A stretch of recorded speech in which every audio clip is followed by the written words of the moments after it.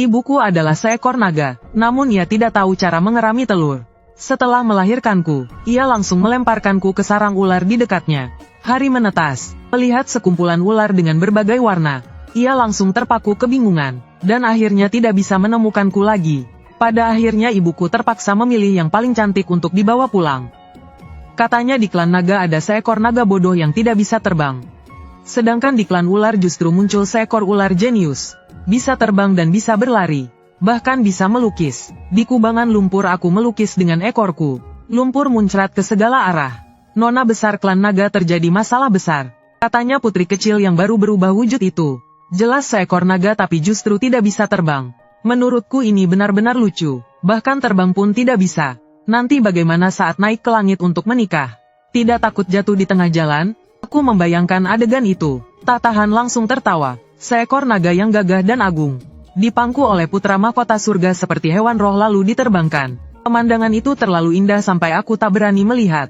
Nona besar klan kami memang luar biasa. Sebagai ular justru bisa terbang. Pertama kalinya sejak langit dan bumi tercipta. Aku dengan bangga mengangkat kepalaku. Membentangkan sepasang sayap di punggungku yang tidak dimiliki klan ular. Meski jauh lebih kecil dibanding naga sejati. Namun memang benar bisa terbang. Hari menetas. Ibuku melihatnya dan langsung tercengang. Menarikku untuk diteliti cukup lama. Akhirnya ia menyimpulkan, mungkin ini adalah mutasi gen. Haruskah aku langsung terbang satu putaran sekarang? Biar anak-anak itu membuka wawasan. Lihat baik-baik. Aku berputar sekali dengan indah di udara. Lalu menukik turun. Sepasang sayapku hampir menyapu permukaan lumpur. Menyemburkan lumpur ke segala arah. Para junior di bawah bersorak dengan suara mendesis.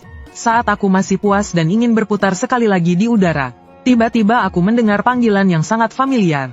Tian-Tian jangan main lagi, cepat turun. Ngapain sih aku lagi asyik bermain? Main apa main? Ada tamu datang ke rumah. Putra tunggal dari keluarga Phoenix. Bukankah kau suka yang tampan? Yang ini sudah cukup tampan. Bulu ekornya bahkan punya 7 warna. Di klan naga semua sudah dijodohkan sejak kecil. Kalau aku tidak bertindak cepat, nanti yang tersisa cuma yang cacat dan jelek. Aku ini ular, bagaimana kalau tengah malam dia lapar ingin makan, lalu menoleh, dan membelah perutku untuk dimakan. Ibuku langsung menegakkan seluruh sisiknya. Seluruh tubuh ularnya menegang kaku. Ya leluhurku, kenapa aku tidak memikirkan hal ini? Lalu bagaimana ini, apakah kita mengusirnya? Saat kami diam-diam kembali ke rumah, Tuan muda Phoenix itu, berdiri dengan satu kaki di atas batu besar. Disinai cahaya matahari. Tampan sampai menyilaukan. Inikah putri kesayangan Anda? Benar-benar sangat istimewa. Phoenix kecil itu memiringkan kepala menatapku. Sepasang matanya seperti 2 batu permata hitam. Aku bahkan sepertinya mendengar dia menelan ludah. Aku gugup sampai berbicara kacau. Benar itu sangat istimewa, terutama makannya rakus. Sekali makan bisa menelan 5 ekor ayam utuh. Ibuku dengan galak menubruknya sekali. Melihat itu Phoenix kecil langsung mengembangkan sayap. Menutup paruh sambil tersenyum kecil. Gerakan itu membuat seluruh sisikku mati rasa. Ayahku mendengar kabar ada ular yang bisa terbang di rawa, maka khusus menyuruhku datang untuk berkenalan. Aku menatap tajam paruh runcingnya. Tanpa sadar membayangkan dia mencabik perutku. Aku buru-buru bersembunyi di belakang ibuku. Suasana seketika menjadi sangat canggung. Akhirnya tuan muda itu membentangkan sayapnya yang megah. Terlalu indah sampai tak masuk akal lalu terbang pergi. Nak, dulu saat seusiamu, ibumu baru saja lahir. Aku sudah pergi ke rumah orang lain untuk melamar. Itu hanya karena kamu beruntung saja. Hanya bisa menindas ibumu. Saat itu bahkan belum bisa bicara. Tidak besar tidak kecil. Sekarang harus bagaimana? Bahkan Phoenix pun tidak menyukaimu. Lalu sebenarnya siapa lagi yang kau incar? Justru mengincar itu yang menakutkan. Mengingat paruh tajam tuan muda Phoenix itu, seluruh tubuhku merinding. Maka pada malam itu juga, memanfaatkan cahaya bulan yang samar, aku membungkus beberapa ayam panggang dengan kain kecil. Diam-diam meninggalkan rumah. Aku memutuskan, menunggu sampai ibuku menyerah mencari calon suami kecil untukku. Baru aku akan kembali. Dunia manusia beraneka ragam, penuh rasa dan warna, adalah tempat persembunyian yang sempurna. Aku menemukan titik terlemah di perbatasan 2 dunia. Namun tepat saat aku hendak menembus tirai transparan itu, sebuah kilatan petir ungu keemasan. Tiba-tiba petir itu membelah lurus ke arah kepalaku. Boom! Aku bahkan belum sempat berteriak kesakitan. Pandangan di depanku langsung gelap. Aku jatuh lurus ke sungai di bawah. Keluar rumah tanpa cek ramalan cuaca. Itulah pikiran terakhirku sebelum kehilangan kesadaran. Tak tahu sudah berapa lama berlalu. Aku membuka mata dengan linglung. Hal pertama yang kulihat adalah api unggun yang menari-nari. Lalu sebuah wajah tampan yang keterlaluan. Sepasang mata indah itu bertemu dengan tatapanku. Di tempat terpencil seperti ini.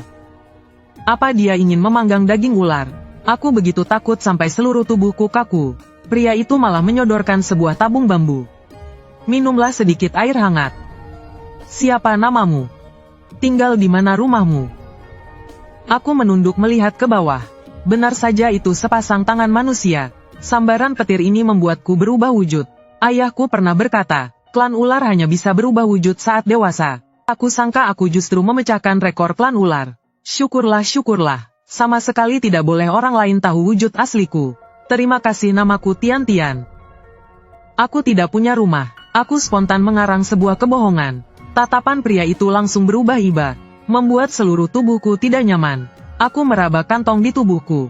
Kosong. Semua ayam panggang yang kubawa jatuh ke sungai. Rasa sedih tiba-tiba meluap. Aku ingin pulang. Namun saat kujalankan kekuatan dalam tubuhku, aku malah mendapati meridian dalam keadaan kosong. Petir surgawi sialan itu bahkan merenggut seluruh kekuatanku. Sekarang jangankan terbang kembali ke rawa. Bahkan mengirim pesan pada ibu pun tak bisa. Yang lebih buruk lagi, karena kehilangan kekuatan untuk mengendalikannya. Sepasang sayap di punggungku tiba-tiba muncul dan terbentang. Aku panik mengulurkan tangan meraih sayap itu. Namun sama sekali tak mau menurut kendaliku. Kali ini benar-benar tamat. Dia pasti akan mengira aku monster. Jangan menangis, jangan menangis. Makan sedikit dulu. Aku terisak menerima ayam panggang itu. Begitu mencium aromanya, perutku langsung memberontak dan berbunyi. Ah, sudahlah. Makan kenyang dulu baru pikirkan nanti. Ayam panggangnya sangat harum. Aku makan dengan sangat cepat. 1 ekor lalu 2 ekor. Saat aku menghabiskan ayam ketiga, aku mendongak dan mendapati pria itu menatapku dengan mata terbelalak. Kenapa? Aku menjilat jariku. Masih terasa kurang. Tidak apa-apa, hanya tak menyangka Nona bisa makan sebanyak itu. Dia berdehem pelan. Pandangan matanya tak lagi tertuju padaku. Tak lama kemudian, perutku tiba-tiba bergolak seperti ombak besar. Wajahku langsung berubah. Aku memegangi perut dan meringkuk. Sakit perut sekali. Keringat dingin bercucuran. Belum sempat menyelesaikan kata-kata aku sudah meloncat ke semak-semak. Tak lama kemudian, aku merangkak kembali dengan lemah. Baru saja duduk sebentar, wajahku kembali berubah. Lalu berlari keluar lagi. Terus berulang seperti itu sampai 8 kali. Saat kembali untuk yang ke-8 kalinya, kedua kakiku sudah lemas. Baru saja hendak membuka mulut berbicara. Brup, pandangan di depan mata langsung menggelap. Aku pingsan lagi sekali lagi. Tak tahu sudah berapa lama berlalu. Aku terbangun dengan setengah sadar. Dan mendapati diriku berpindah ke tempat lain lagi. Seseorang sedang memaksa membuka mulut saya dan menyumpalkan sesuatu ke dalamnya.